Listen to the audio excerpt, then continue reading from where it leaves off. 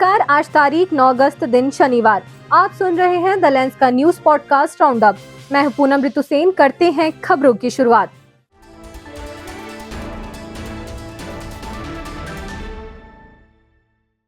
दिल्ली के हरिनगर इलाके से आज एक दुखद खबर आई। आज सुबह करीब 9:30 बजे भारी बारिश के बीच जैतपुर थाना क्षेत्र में बाबा मोहन राम मंदिर के पास एक समाधि स्थल की दीवार ढह गई।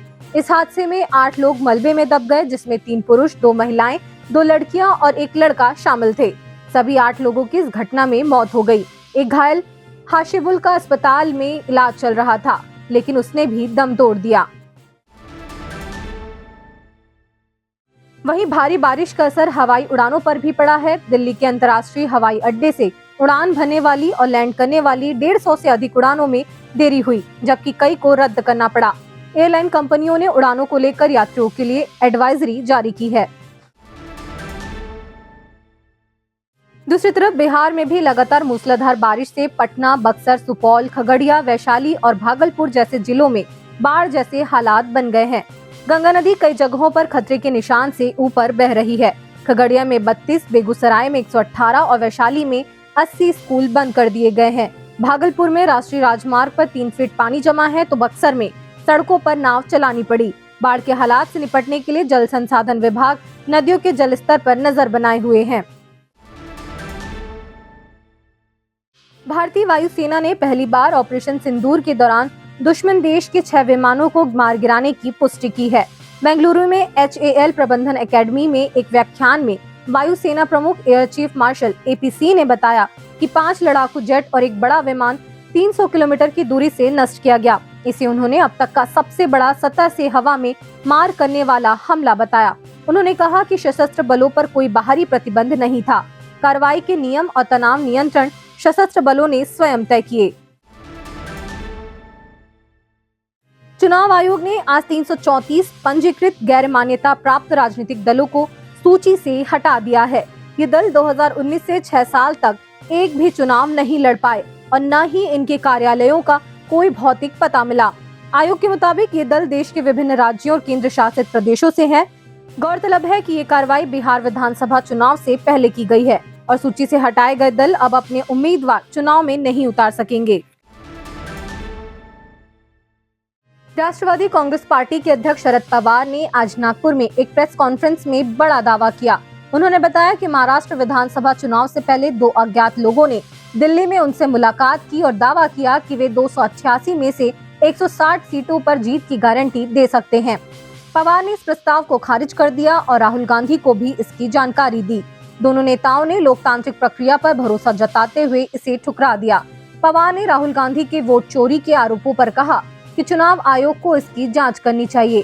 साथ ही उन्होंने साफ किया कि उनकी पार्टी कभी बीजेपी के साथ गठबंधन नहीं करेगी। उधर जम्मू कश्मीर के कुलगाम जिले के अखल जंगल में सुरक्षा बलों ने आतंकियों के खिलाफ बड़े पैमाने पर ऑपरेशन शुरू किया है। इस मुठभेड़ में पंजाब के 2 वीर जवान हरविंदर सिंह और लांस नायक प्रीतपाल सिंह शहीद हो गए। फतेहगढ़ साहिब के बदिनपुर के हरमिंदर और खन्ना के मानूपुर के प्रीतपाल रक्षाबंधन के दिन आतंकियों से लोहा लेते हुए वीर गति को प्राप्त हुए। अमेरिकी राष्ट्रपति डोनाल्ड ट्रंप ने पूर्व सोवियत संघ के आर्मेनिया और अजरबैजान गणराज्यों के बीच 37 साल पुरानी जंग को खत्म कराने के लिए समझौता करा दिया है।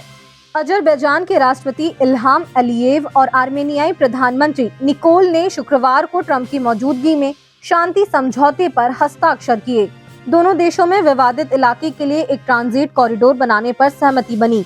इस कॉरिडोर को Trump route for international peace and prosperity नाम दिया जाएगा।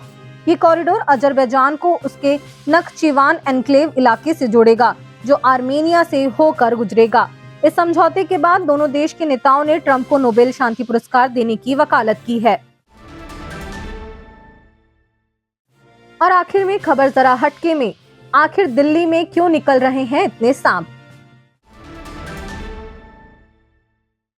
दिल्ली की चमचमाती सड़कों, आसमान छूती इमारतों और ट्रैफिक के शोर के बीच मानसून में एक अनचाहा मेहमान बार बार दस्तक दे रहा है, और वो है सांप। जी हाँ, चांदनी चौक के डिवाइडर पर 28 जुलाई को सांप देखते ही अफरा तफरी मच गई, तो 31 जुलाई को नोएडा की हाई राइज सोसाइटी में सांप ने सबको हैरान कर दिया।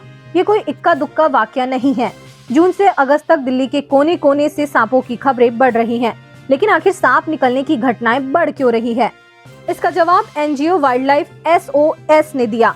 चूंकि बारिश में सांपों के बिल में पानी भर जाता है, इसलिए सांप रिहायशी इलाकों में ज्यादा नजर आने लगते हैं। कॉल आने पर एनजीओ और दिल्ली वन विभाग की टीमें सुपर हीरो बनकर दिन रात सांपों को रेस्क्यू करने में जुट जाती है। वन विभाग ने तो इस साल मई से जुलाई तक 157 सांपों को सुरक्षित पकड़ लिया। राहत की बात ये रही कि इनमें ज्यादातर सांप जहरीले नहीं थे। आज के लिए बस इतना ही। कल मिलते हैं नई खबरों के साथ। खबरों को विस्तार से पढ़ने के लिए विजिट करिए हमारी वेबसाइट thelens.in। यूट्यूब के अलावा हमारे पेज को X, फेसबुक और इंस्टाग्राम पर भी फॉलो करें। शुक्रिया।